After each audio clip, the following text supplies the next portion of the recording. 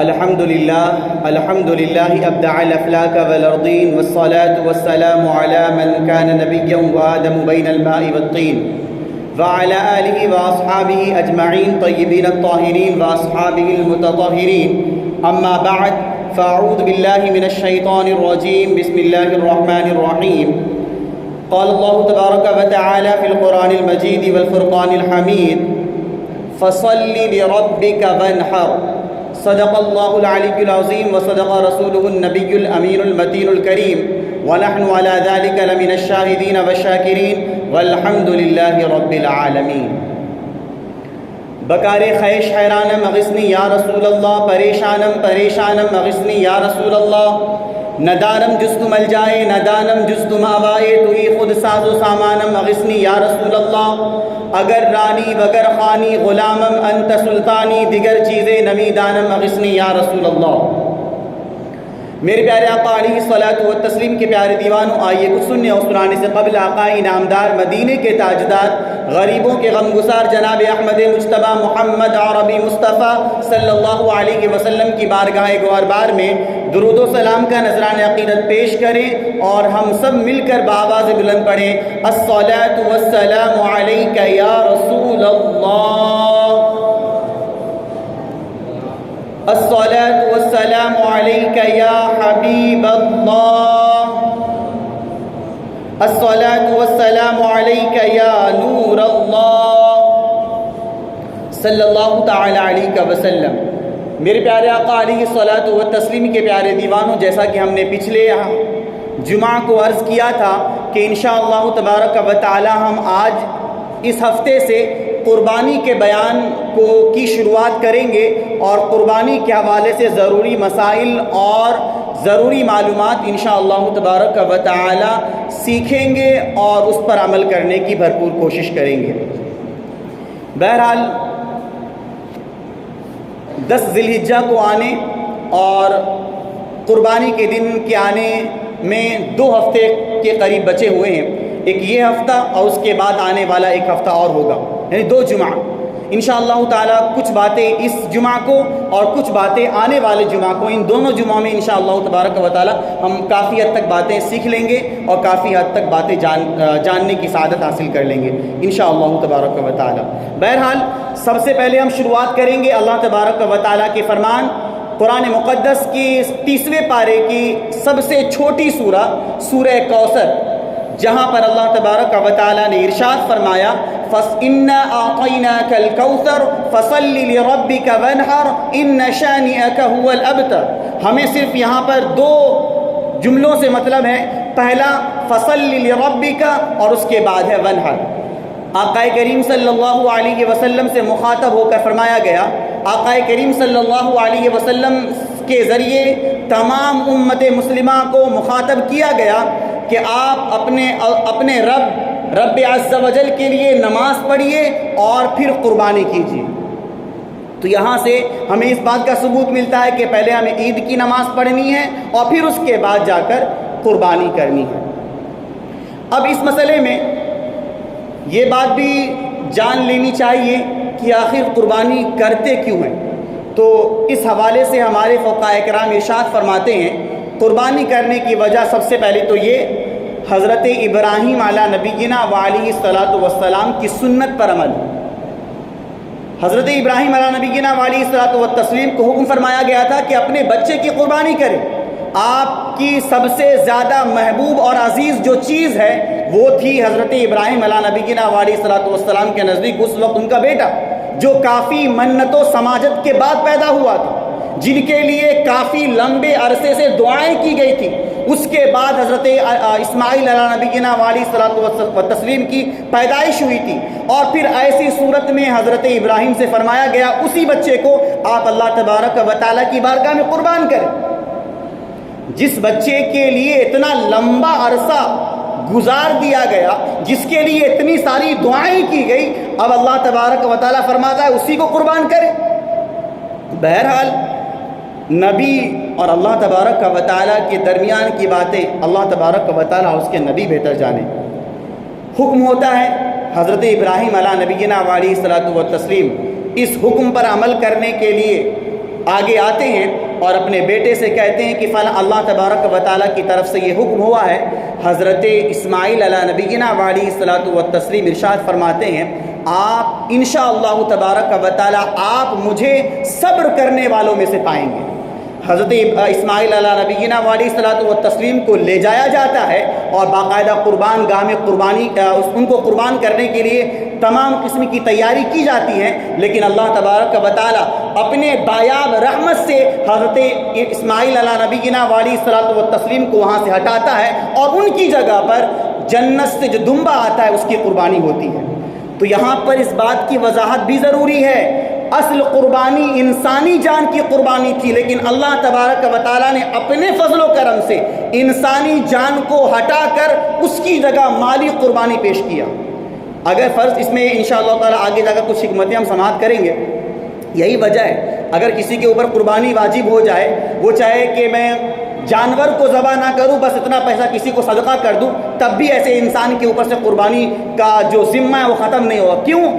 اس چیز کو ہمیشہ کے لیے باقی رکھنا ہے کہ جس جانور کے گردن پر چھری چلنی ہے، اگر اللہ تبارک و تعالیٰ وہ کرم نہ فرمایا ہوتا تو اسی جانور کے گردن کی جگہ انسان کا گردن ذبح کیا جاتا تھا، لیکن اللہ تعالیٰ کا فضل و کرم اور اس کا احسان کہ انسانی گردن کو محفوظ کیا گیا اور جانور کے گردن کو وہاں پر ذبح کیا جائے، تاکہ انسان کو معلوم ہو اور ہمیشہ اس کے دل کے اندر یہ بات ہمیشہ دل کے اندر داخل ہو جائے کہ اللہ تعالیٰ کا فضل و کرم بے پناہ و بے احسان ہے۔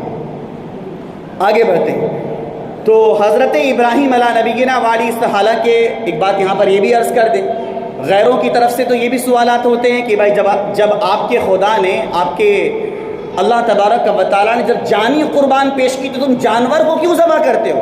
تو ان سے یہ کہا جائے بلا شبہ اسی کا فرمان ہے اور اسی کا یہی فرمان ہے کہ اب انسانی جان کی قربانی نہیں ہوگی بلکہ جانور کے جان کی قربانی ہوگی۔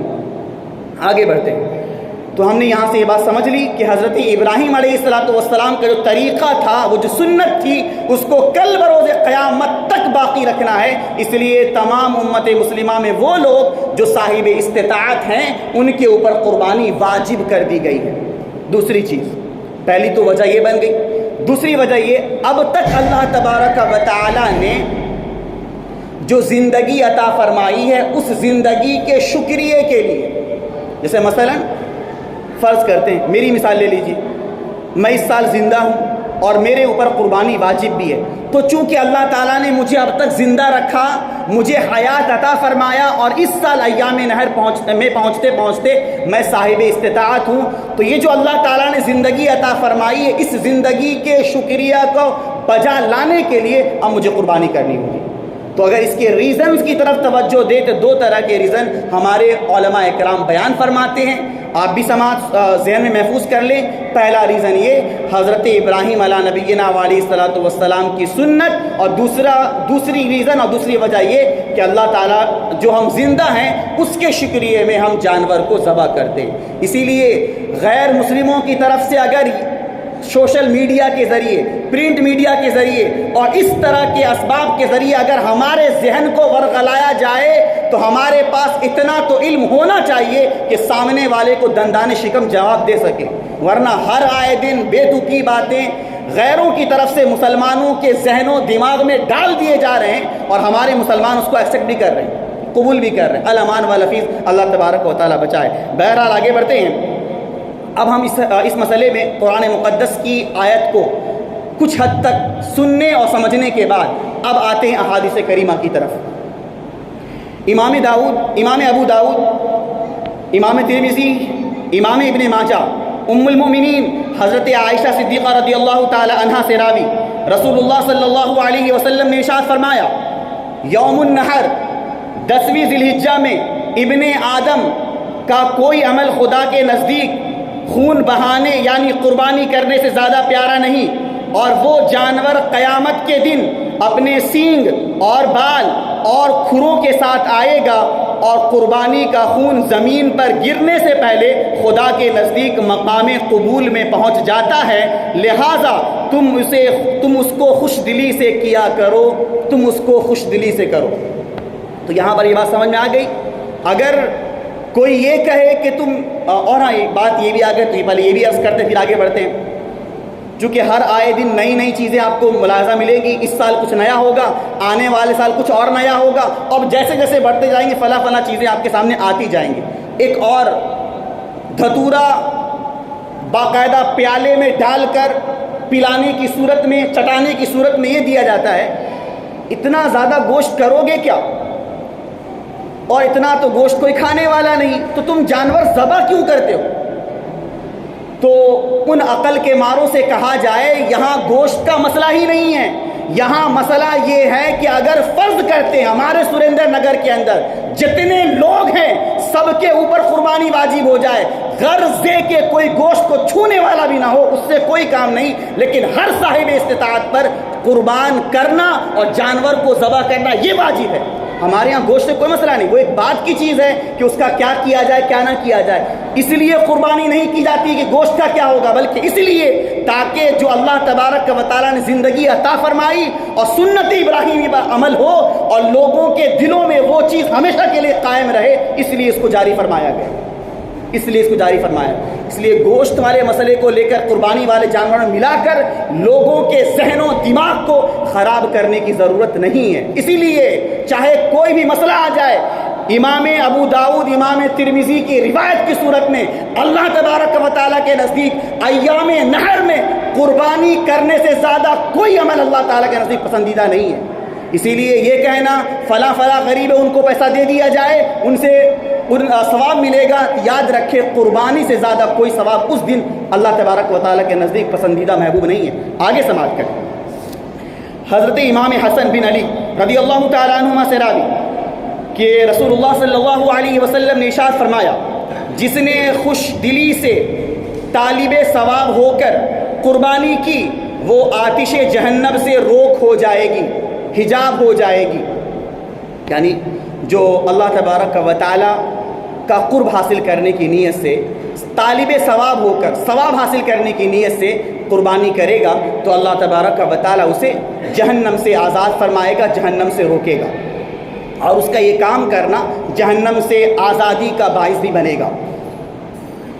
اور ہاں یہاں پر اس میں یہ بات بھی سمجھنی ہے کہ جو لوگ دکھاوے کے لیے قربانی کرے کہ میری سوسائٹی میں سب سے زیادہ ہائی کوالٹی کا اس نیت سے جانور خریدا کہ پوری سوسائٹی میں پورے محلے میں میرا جانور سب سے زیادہ اعلیٰ ہو، اگر دل کے اندر یہ اترانا پن آ جائے تو ایسی قربانی منہ پر مار دی جائے۔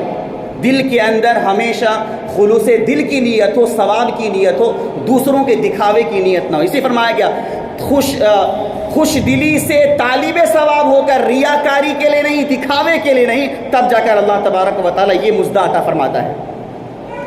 آگے نہیں، اتنا ہی نہیں، آگے سماعت کریں، حضرت عبداللہ بن عباس رضی اللہ تعالیٰ عنہما سے راوی رسول اللہ صلی اللہ علیہ وسلم نے ارشاد فرمایا، جو روپیہ عید کے دن قربانی میں خرچ کیا گیا اس سے زیادہ کوئی روپیہ پیارا نہیں۔ حضرت عبداللہ ابن عباس اس حدیث کے راوی ہیں، جو روپیہ عید کے دن قربانی میں خرچ کیا گیا اس سے زیادہ کوئی روپیہ پیارا نہیں۔ آگے حضرت ابن ماجہ نے ابو ہریرہ رضی اللہ تعالیٰ عنہ سے راوی کہ رسول اللہ صلی اللہ علیہ وسلم نے ارشاد فرمایا، جس میں وسعت ہو، جو صاحب استطاعت ہو اور قربانی نہ کرے وہ ہماری عیدگاہ کے قریب بھی نہ آئے۔ کیا سخت رویہ اختیار کیا گیا۔ جو صاحب استطاعت ہو، جس کے اوپر قربانی واجب ہو جائے، صاحب استطاعت ہونے کی وجہ سے اگر وہ قربانی نہ کرے، آقا کریم صلی اللہ علیہ وسلم ارشاد فرماتے وہ ہماری عیدگاہ کے قریب بھی نہ آئے، ہماری عیدگاہ کے ارد گرد بھی نہ بھٹکے۔ یعنی یہاں پر یہ مذمت کرنا ہے کہ جن کے اوپر قربانی واجب بھی ہو جائے اور پھر وہ قربانی نہ کرے تو وہ اللہ اور اس کے رسول عز و جل صلی اللہ علیہ وسلم کے نافرمان اور ان کے مجرم ہیں۔ آگے بڑھ کر ایک حدیث پاک اور سماعت کرتے ہیں، پھر اصل موضوع کی طرف بڑھتے ہیں، حالانکہ یہ بھی اصل موضوع ہے۔ حضرت ابن ماجہ نے زید بن ارقم رضی اللہ تعالی عنہ سے روایت کی کہ صحابہ کرام رضوان اللہ تعالی علیہم اجمعین نے عرض کی، یا رسول اللہ صلی اللہ علیہ وسلم، یا رسول اللہ صلی اللہ علیہ وسلم، بچے یہ قربانیاں کیا ہیں؟ فرمایا کہ تمہارے باپ ابراہیم علیہ السلام کی سنت ہے۔ لوگوں نے عرض کی یا رسول اللہ صلی اللہ علیہ وسلم، ہمارے لیے اس میں کیا ثواب ہے؟ فرمایا ہر بال کے مقابل نیکی ہے۔ عرض کی ان کا کیا حکم ہے؟ فرمایا ان کے ہر بال کے بدلے میں نیکی ہے۔ پہلا کیا فرمایا؟ یہ قربانیاں کیا چیز ہے؟ تو آقا کریم صلی اللہ علیہ وسلم نے ان کے اس سوال کے جواب میں فرمایا یہ حضرت ابراہیم علیہ السلام کی سنت ہے جو آنے والی امت تک کے لیے باقی رکھی گئی ہے۔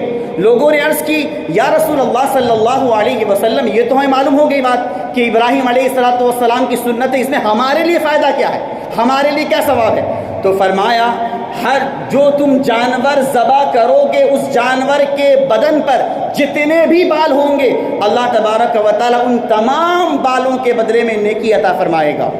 اور فرمایا ان کا کیا حکم ہے؟ تو فرمایا ان کے ہر بال کے بدلے میں اللہ تبارک و تعالیٰ نیکی عطا فرمائے گا۔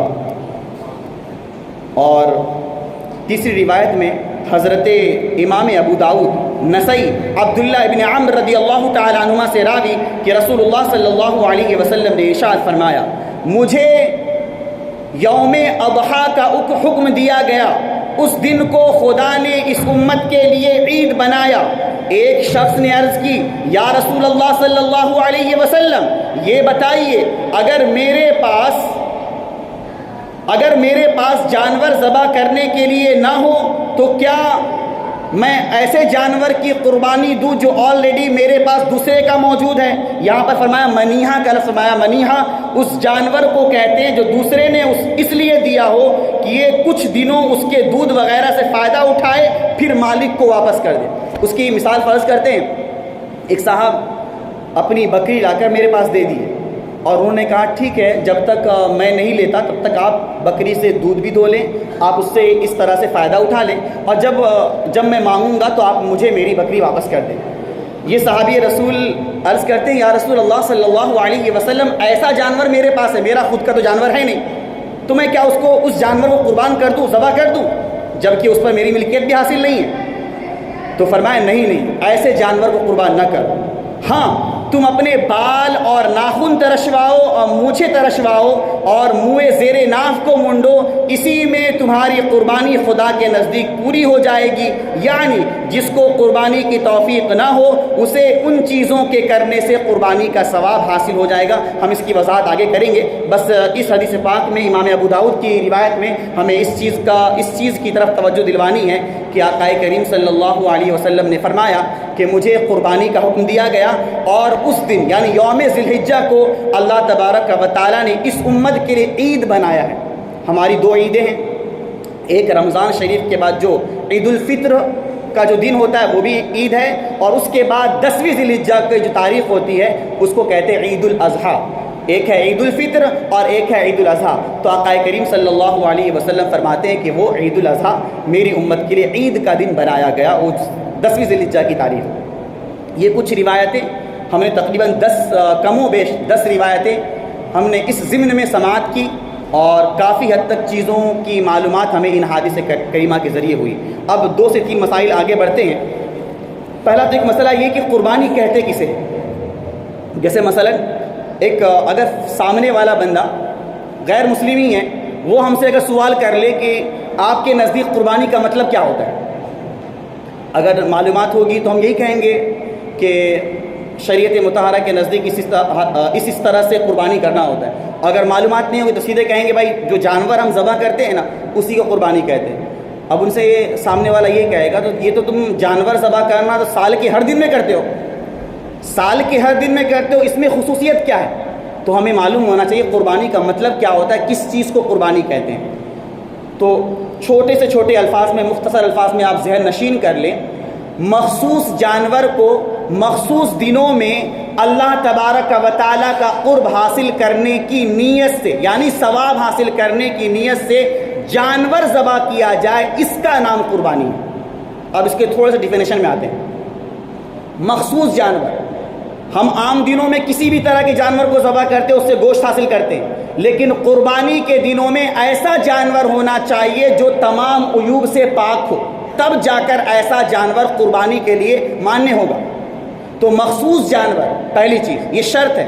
اس کے بعد مخصوص دن، تو جانتے ہیں کہ قربانی کے ایام صرف 3 دن ہیں، 10ویں ذی الحجہ کے طلوع صبح صادق سے لے کر شروع ہوتا ہے، طلوع صبح صادق سے لے کر شروع ہوتا ہے، اور 12ویں کے سورج کے ڈوبنے سے پہلے تک رہتا ہے۔ تو یہ ہے مخصوص دن۔ ان سے پہلے یا ان کے بعد اگر قربانی کی گئی تو ایسے قربانی کو قربانی نہیں کہا جائے گا۔ تو مخصوص جانور وہ ہو گیا، اور مخصوص دن یعنی 10ویں ذی الحجہ کے طلوع صبح صادق سے لے کر 10، 11 اور 12ویں تاریخ کی سورج ڈوبنے سے پہلے تک ان دنوں میں جو قربانی کی جاتی ہے اسی کو قربانی کہتے ہیں۔ اگر جیسے ہی سورج ڈوب جائے اس سے 1 منٹ کے بعد بھی کریں گے تب بھی اس کو قربانی کا نام نہیں دیا جائے گا۔ اسی طرح 10ویں ذی الحجہ کے طلوع صبح صادق سے پہلے کر لیں تب بھی اس کو قربانی کا نام نہیں دیا جائے گا۔ تو پہلا مخصوص جانور جو تمام عیوب سے پاک ہو، اور دوسرا مخصوص دن انہی دنوں میں کیا جانا چاہیے، اس کے علاوہ قربانی ناقابل قبول ہے۔ اور اس کے ساتھ ساتھ یہ بھی کہ جس جانور کو ہم ذبح کر رہے ہیں اس میں ثواب کی نیت ہو، اگر کوئی اور نیت شامل ہو جائے، تقرب الی اللہ کے علاوہ اور نیت شامل ہو جائے تب بھی ایسے جانور کی قربانی نہیں ہوگی۔ یہ 3 شرائط باقاعدہ قربانی کے ڈیفینیشن میں شامل ہے۔ مخصوص جانور کو مخصوص دنوں میں اللہ تبارک و تعالیٰ کا قرب حاصل کرنے کی نیت سے قربان کیا جائے، جانور کو ذبح کیا جائے، تب جا کر اس کو ہم قربانی کا نام دیں گے۔ اب قربانی کرنا کس کے اوپر واجب ہے؟ تو یاد رکھ لیں، چاہے وہ مرد ہوں چاہے وہ عورت ہوں، چاہے وہ مرد ہوں چاہے وہ عورت ہوں، اگر وہ ہر سال مالک نصاب ہیں۔ مالک نصاب کا مطلب یہ 7.5 تولہ سونا یا پھر 52.5 تولہ چاندی یا پھر دونوں کو ملا کر 52.5، کچھ یہ ہے کچھ وہ ہے، دونوں کو ملا کر 52.5 تولہ چاندی کے برابر یا پھر اس کی قیمت کے برابر ہمارے پاس مالیت آ جائے ایام نحر میں 10، 11، 12 ان میں سے کسی بھی حصے، ان دنوں میں سے کسی بھی حصے میں ہمارے پاس آ جائے تو ہمارے اوپر قربانی واجب ہوتی ہے۔ اگر ہر سال ایسا ہو تو ہر سال مرد و عورت دونوں پر واجب ہے۔ ایسا نہیں ہو سکتا کہ اگر وہ انسان جس کے اوپر قربانی واجب ہے اگر اس سال کر دیا اور پھر آنے والے سال نہیں کرے گا تو یاد رکھیں ایسے انسان کی قربانی ایسا انسان شریعت مطہرہ کی روح سے اور شریعت مطہرہ کے نزدیک گنہگار ہوگا۔ اگر ہر سال مالک نصاب ہے تو باقاعدہ اس کو قربانی کرنا واجب و ضروری ہوگا۔ یہ بات بھی ذہن نشین کر لیں۔ اور قربانی کا حکم یہی ہے کہ ان دنوں میں جب ہم قربانی کر لیں گے تو ہمارے اوپر شریعت مطہرہ نے جو ذمہ واجب کیا تھا وہ ہمارے سر سے اٹھتا ہوا نظر آئے گا۔ اگر نہیں کیا تو اللہ تبارک و تعالیٰ کے نزدیک ہم گنہگار ہوں گے۔ اب ایک مسئلہ اور سماعت کرتے ہیں۔ آپ کو معلوم ہونا چاہیے کہ آج ذی القعدہ کی 26 تاریخ ہے۔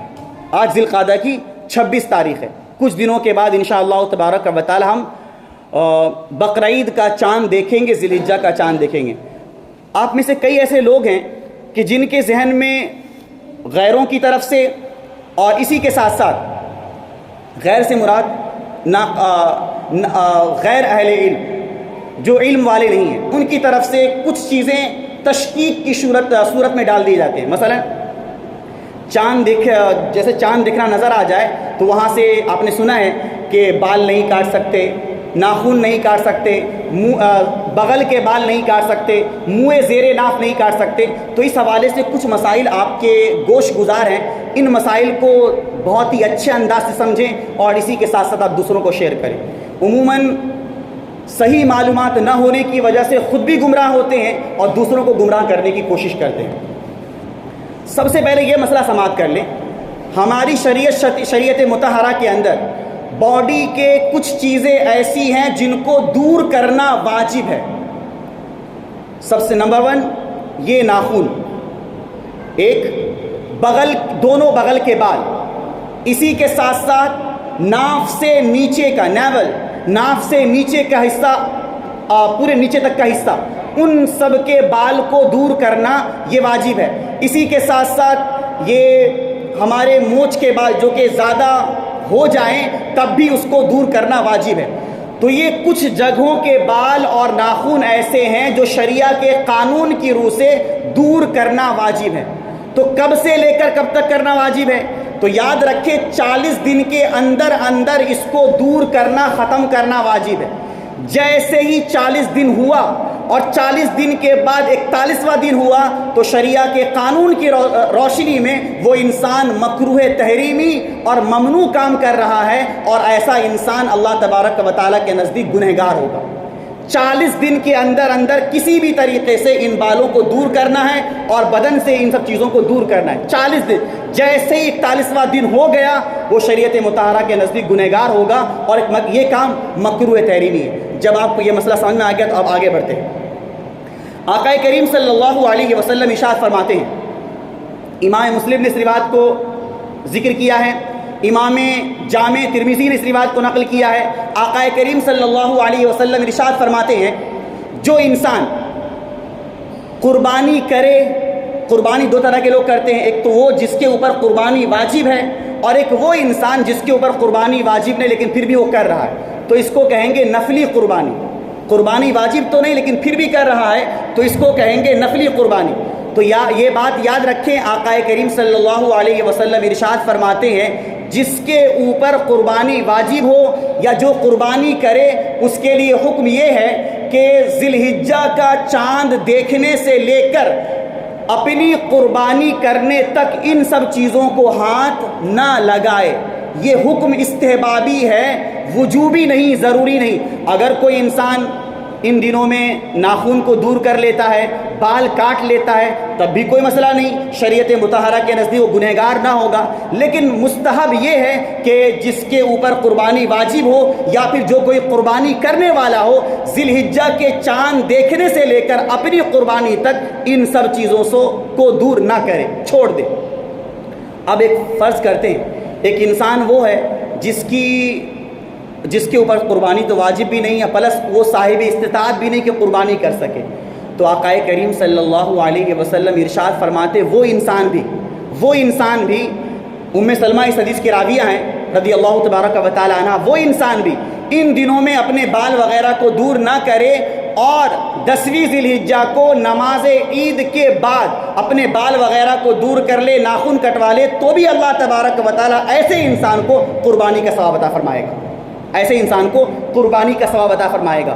اب یہاں پر جب آپ نے یہ سب مسائل سمجھ لیے